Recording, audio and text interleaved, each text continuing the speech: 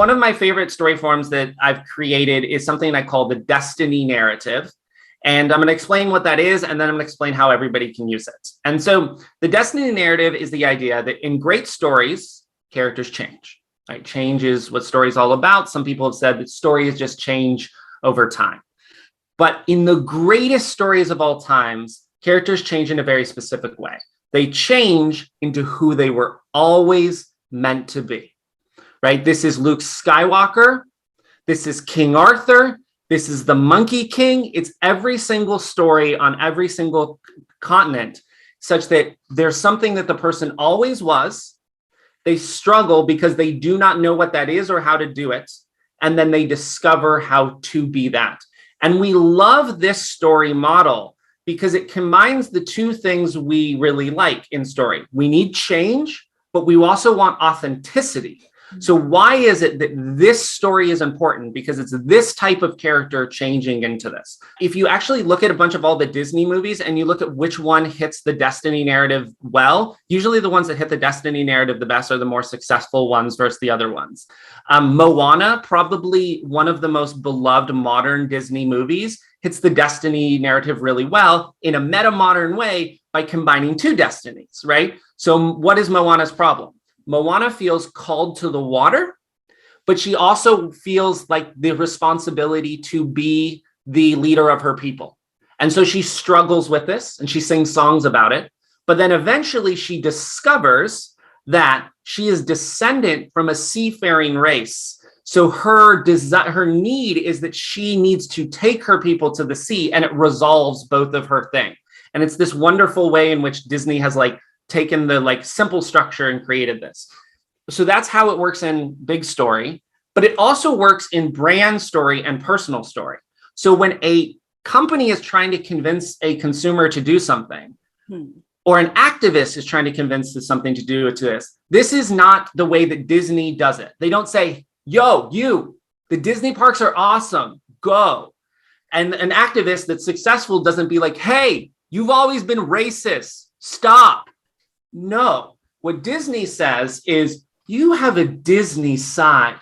It's always been in there. And right now you're struggling and it's coming out in these weird ways. And they have this commercial and it convinces you that you are in part Disney. So you need to go to the parks to be your real self.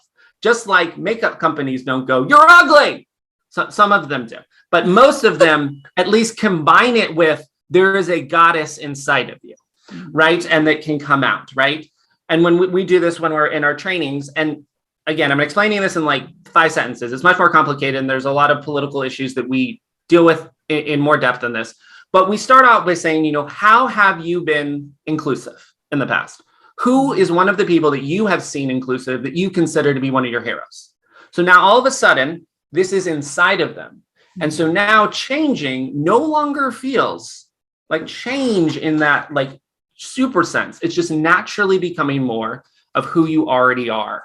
And that is just such an effective way. And if you understand sort of this meta construct of the destiny narratives, almost any single time you see change working well, with a few exceptions, it is in part using this narrative structure. Also, if you look at any movie that's successful, it is in part using that structure. Right. Troy, is there something about a story and what it can store inside that is especially relevant today? So is there a reason why story and the science of it and what it can mean to a human being is suddenly so important, although it's been there? But I feel it's like a code, it's Is that so? Yeah. What you say? So absolutely. So many people have talked about this in certain ways. Steve Jobs in some ways talked about this even way back in the day, where the world is getting really busy, right? And there's so many pieces of information bombarding you. Well, if you want to get through to someone, you need to be very clear, and you probably want to use the way that the brain most easily processes, recognizes, attends to, and remembers information. And using story is the way to do that. And story, again, one of the things that I think is really important to think about story is story can be told in 3 to 4 or 5 sentences, right? A meme that we see on the internet of like, my great plans, my in-laws visiting this weekend. That's a story. Right? And because a story is cause, change. And so that's a story. If you want a minimalistic definition of story, story is cause and change in character.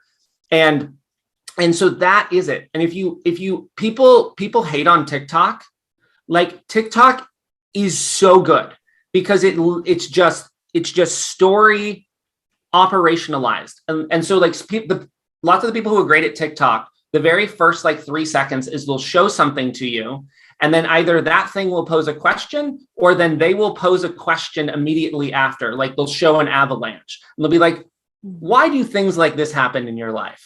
Let's talk about the avalanche of this. And it's this thing is causing me and I'm paying attention and each moment is driving the next moment. And that's how my brain can just get, quote, as Melanie Green would call it, narratively transported into it. And so story stands out because story is easy to process. So many of the stories that we're telling right now are short that we really need to understand story as just sort of these causal relationships or these like 3 points, like always struggle, discovery, or goal, insight, action, or question, insight, action, or thesis statement, 3 examples. Like those are the types of stories that really are effective in normalized spaces.